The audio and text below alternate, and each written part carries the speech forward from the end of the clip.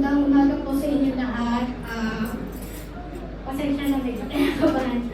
Ako po si Mary Rose Archaga na nagpapasalamat ako sa Panginoon unang-una dahil sa aking buhay at sa aking pamilya. Sa dami ko pong naging achievement sa buhay ko, magandang buhay, magandang trabaho, mga panalo ko sa bawat kompetisyon. Sa aking trabaho, inakala ko na ang lahat ng ito ay dahil sa aking kakayahan. Sobrang laki ng bilib ko sa sarili.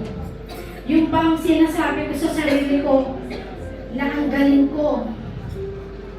Hanggang sa lahat ng natatanggap ko, para bang wala na akong kontento, walang kasiyahan. Yung binibigay na sa aking maganda, yung sweldo, magandang commission, pero feeling ko parang kulang. Kulang pa din. Parang laging may kulang. Parang palagi akong nagtatanong, bakit hindi pa din ako masaya? Nasa akin na naman lahat. Hanggang nagdesisyon na ako na lumipat ng bagong trabaho. At doon, nakilala ko po si Pastora Rogeline at ang lahat ng mga iba kong ka-sister.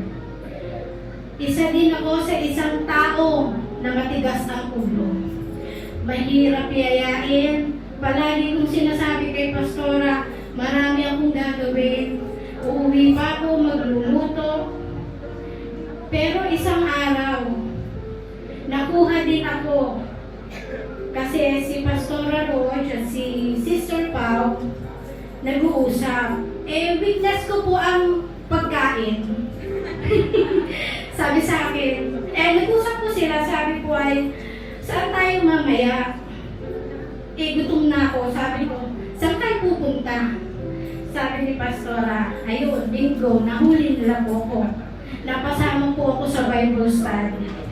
Pero, thank you Lord kasi siguro yun po yung way ni Lord na para maabot muli ako. Naabot na ako ng Panginoon, Jesus. Doon ako nagsimula na kilalanin ang Panginoong Jesus. Sa buhay po pala natin, hindi pwedeng kilala ko lang si Jesus. Kilala ko siya na Diyos. Dapat po pala ay kinikilala niyo siya at isinasabuhay. Hindi yung church tayo ng church, pero kulang naman po yung spiritual natin. Dapat ay isabuhay po natin yung pagsunod sa Kanya dahil yun po ang pinakamalaki at importante sa lahat. Doon ko din po nalaman na nakita ang sagot na matagal ko nang tinatanong. Na kaya pala hindi ako masaya dahil wala akong Panginoong Jesus. Na ang sinasabi ko magaling ako kasi magaling ako. Hindi ko na alam na yung palang galing na yon ay ibinigay sa akin ng Panginoon at siya ang gumagawa ng lahat. Sa totoo lang po ay dumating ako sa point na halos as in wala na po yung lahat ng pinagpaguran ko. Yung bahay ko muntik na mawala. Lahat po. Pero, kaya pala po ganun. Kasi, kailangan po ulit bumalik sa Kanya bilang anak niya. At yun po yung pinagpapasalamat ko.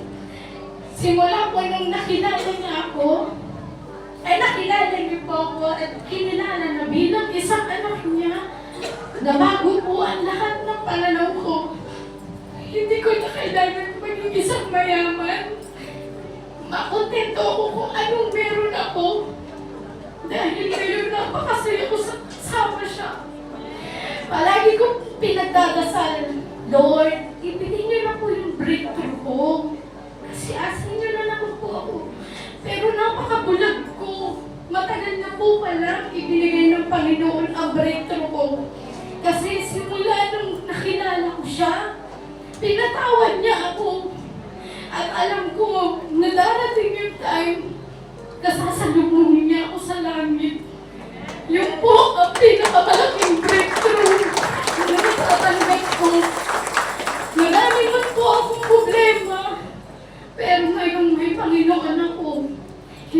Hindi niya po pinapabayaan. Dati may problema ako pero walang Panginoon, puro utang. Pero ngayon po, ang galing ni Lord. Sobrang galing po. Sobrang galing niya mag-provide. At yun po yung pinagpapasalamat ko. At isa pa po,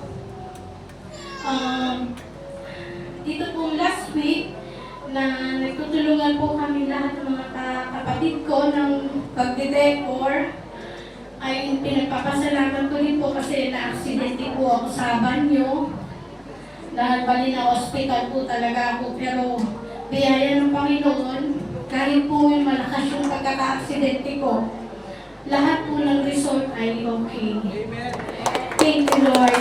At salamat sa inyo lahat. Thank you po, Jesus. Hallelujah.